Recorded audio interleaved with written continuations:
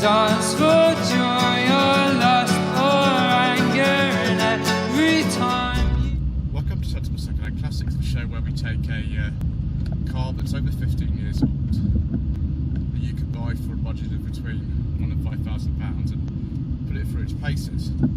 This is a 1983 Vauxhall Cavalier Mark II 1.6L automatic, and well, it's wonderful.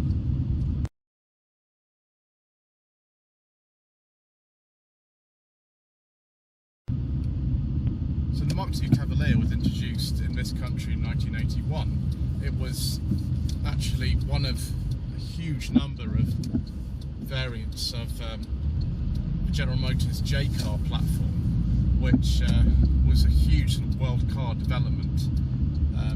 By world car, I mean a car that was on one platform that sold in multiple markets around the world. We'll go into some of the actual variants of that in a little while. But the closest thing to this was the Opel Ascona A, which looks very similar. Engines available in one of these were a 1.3 litre, which is the same engine but actually was in the Mark I Astra that I drove on Sensible Secondhand Classics towards the end of last year. That generated 75 horsepower. It's a Family 1 engine, that. Then there was this 1.6 litre Family 2 engine, which generated 90 horsepower, this one is. After that, in 1983, they introduced a 1.8 litre Family 2 engine, which generated either 112 or 115 horsepower, depending on the year. The top engine, which is available in a Mark II Cavalier, was a 2 litre Family 2 engine with either 115 or 130 horsepower, which is in the SRI 130. That was only available from the final facelift in 1987 through into production in 1988. There were also some diesels available, but as usual, due to controversial government legislation and all kinds of other reasons, well, we don't talk about diesels on this channel.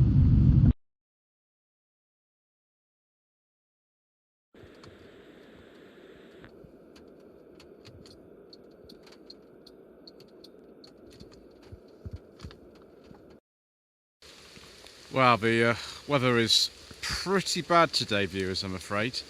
I've tried to park in a place where it's not full of puddles, and I think I have actually succeeded, which is good. Just as well that Dave, who owns this car, has actually got a seat cover on the driver's seat, because I am a little bit damp now. This is a remarkably well preserved example. It's only had about 4 owners in 39 years.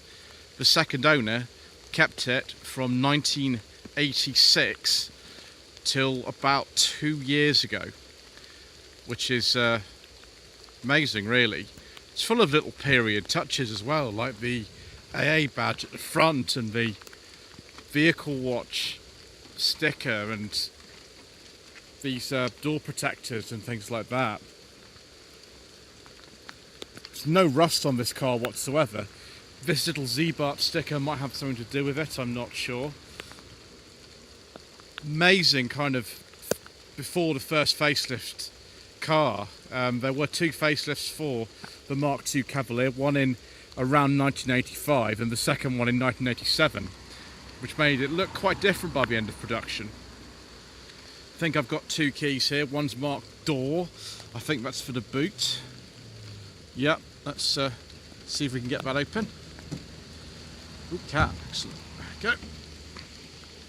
Quite a high sill on this one. That's not great, really, is it? Considering this was one of the sort of main plus points of the Cavalier when it was launched in 1981, or rather the Mark II, was this hatchback. Very, very nice, original condition spare now. These cars, like a lot of others of this time, and a lot of other Vauxhalls as well, they rusted quite badly. This one is absolutely fine. which is just amazing. I think we can go. Got the key there. This is the L specification, which is not the base model, it's one above the base. And so we don't have even any wheel trims, we've just got hubcaps. And we haven't got any central locking or anything like that. Not that particularly you'd need it in a car like this. I mean, I prefer a CDI if it were me, that's just the way that I am. But this kind of thing will be very nostalgic for some of you. We just reach round and unlock the rear door, there we go, that is unlocked. So that's my driving position there, and I'm about 5'11". Let's see what it's like when we get in here for this family car. Okay, that's not too bad actually. So unlike the Mark I Astra that I drove, you can actually slide these seats back and forth. They do slide, and that's in my driving position.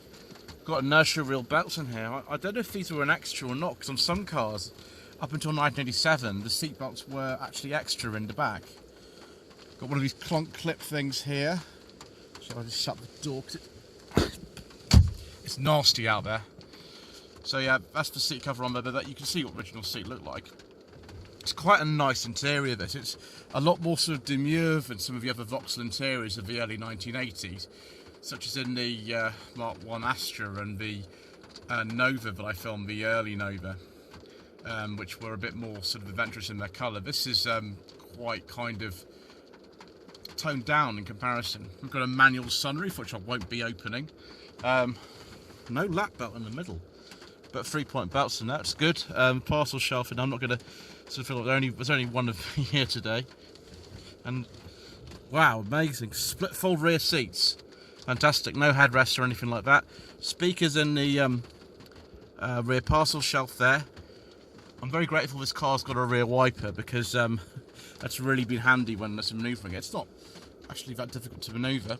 Ashtrays in either side, one there and one there. I won't be winding the windows because I don't need to today.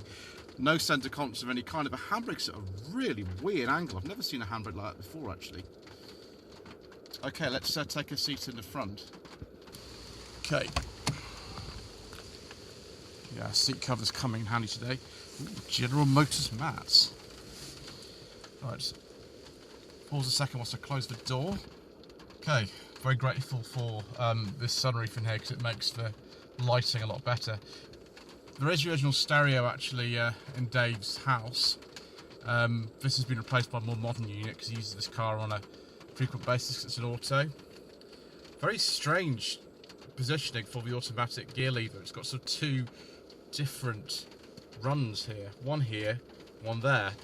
Only a 3-speed unit. There were 4- and 5-speed manuals also available on the Mark II Cavalier. But it actually works remarkably well. If you turn the lights on, that actually lights up. See if that will work if I do this. Yeah, you can see that's illuminated now. Very, very simple dashboard. Very similar to the Mark I Astra. Really similar. Of course, the cars came out of in a year of each other in this country, 1980 for the Astra and 1981 for the Mark II Cavalier. Very, very simple steering wheel, just 2 spokes, really nothing to talk about in here. I think if we pull this, the interior light comes on, and it does. I'm not actually sure what that one does. The choke is here. It's a bit of a fiddle, but it is there. It does lock. I had to use a bit of choke when starting it up, for coming out to the filming location. Rear heated window, hazard light switch. Weirdly, there's no indicators on here to show that it's working. It's literally just that. I've had it on the setting for the demist, which actually works quite well for the car from 1983. That quartz clock is showing the correct time. Big door bins in here, very, very big for all kinds of family detritus. Fog light switch is just there. I don't think, actually I think that's a dimmable instrument panel there. I thought we didn't have one, but I think that's for it. That's where the electric windows would be if this was like a CDI or something, but it's not, so we don't have any. It's just in there. I guess it's like a heat pack or something. Definitely need one of those today. Look at this weird angle on the handbrake. Very strange. Grab handle there. And then this sort of typical 1980s headlining that still reminds me of the Volvo 240 actually. So see if my secret mission documents go in. No problem there. Excellent. A suitable car for spy work then. Ooh, tyre pressure gauge. Reifenbetrug. Excellent. Showing my German degree there. Right, I think it's time to look under the bonnet at the Family 2 engine. That bonnet was a right fiddle to get open, viewers. I don't know why. I don't know what's up with this, but there we go. So this is the 1.6 Family 2 engine, which in this car developed 75 horsepower. See here, actually, this was built in Luton. There's the little plate confirming it was. These were built in a lot of other places as well. Oh, we've got a remanufactured ignition coil, I think it is on there. Carburettor on this with a manual choke. It's very easy to work on it. It's funny how like far forward this engine block is. It's right towards the front. Sort of almost like an Audi or something like that of the period, where they were really far forward as well. Don't quite know why it needs to be that far forward, but apparently that's why they did it. That coolant reservoir looks very, very familiar. I'm sure that's been on a lot of kind of Opel and Vauxhalls over the years. Remote brake servo. I'm sure you've got servo brakes actually. The brakes seem okay to me. No power steering in this car, but like the Mark I Astra, you don't really need power steering in this car. It's actually, for an unassisted system, very, very light.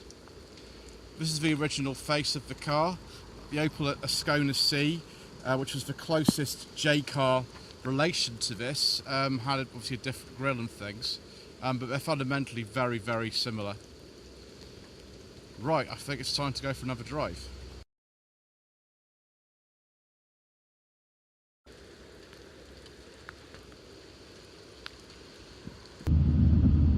Particularly with this automatic gearbox, it's amazing how smooth and user-friendly this car is, considering it launched in 1981. The steering is not power assisted in this car, but it's actually quite light, which is really, really strange. I can't believe it's so light. And I don't even think you can get power steering in most models of this. The brakes are okay. One thing I'm finding is the accelerator pedal is a very strange position. It's way, way, way over to the left. It's a completely different position than what I was expecting. And you've got to be very careful that you actually hit the right pedal, because this is an auto. So that, you know, the car could lurch forward if you're trying to hit the brake and you accidentally hit the accelerator. So something to bear in mind. Manual models, of course, that wouldn't be a problem. Just seems to sort of glide along. I just can't believe how nice this car is, considering how old it is. It's just really not a problem. You don't have to think about this as being a car that's almost 40 years old. And the Sierra, you do have to think about how you're driving that. The rear-wheel drive layout and things are a bit more kind of cumbersome in terms of you know, the transmission and things. This is just glide along. You don't even have to really think about it very much, apart from, you know, got no rev counter and no airbags and things like that.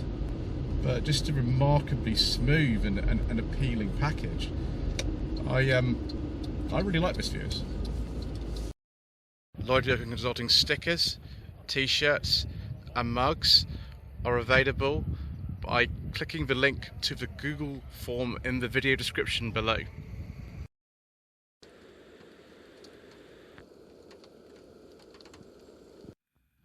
Let's have a look now at some of the other names for this J-car platform around the world. In Australia, the car was known as the Holden Chimera, and indeed the Chimera donated its rear body panels in estate form for the Cavalier Mark II estate. The Mark II estate was not sold in a huge number of engine and trim derivatives, only base L and GL 1.6 only. It wasn't a massive success in this country for some reason.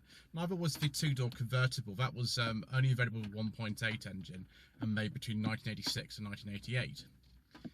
So there was the Chevrolet Monza in Brazil, the Isuzu Asaka in Japan, and then 5 different General Motors variants in America and in Canada and some other markets as well, of course.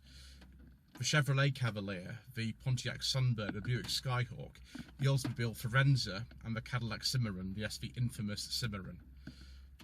Trim levels available were just base, so like 1.3, L, sometimes Li, G, sometimes GLI, GLS, sometimes I, LX and I, the Club, the Antibes. I believe the Antibes is quite desirable these days actually. I've seen a Club before as well. The SRI, the CDI, the Caliber, which was a version of the SRI 130, saloon only with like a body kit on it, so right it into production. What do my friend used to have from those actually? The SR, the Cavalier SR is very rare I think, and so is the Cavalier Commander. One thing I have noticed in research is people saying that if the driver's side steering rack mounting cracks, then you've got a problem. You should think like lots of these cars died due to, you know, rust and people not doing the cam belt, because for years these were very, very big sellers in this country. They sold to like 130,000 in 1984 and 1985. And they were Britain's second best-selling car for a time. So there were just tons and tons of these around, and I can understand that very well. But not everybody looked after their cars very carefully because the values were very low for a long time. So, viewers, should you buy a Mark II Cavalier as a sensible second-hand classic?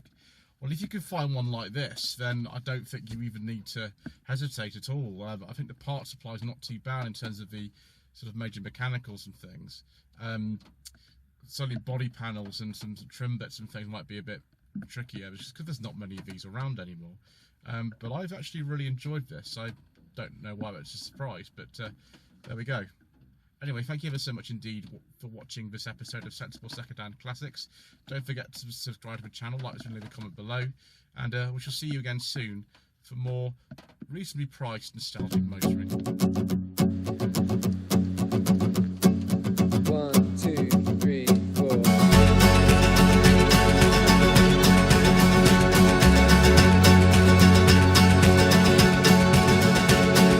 Every blue day, every day with blue skies, and on every occasion that you do or don't smile. Every time you dance for joy or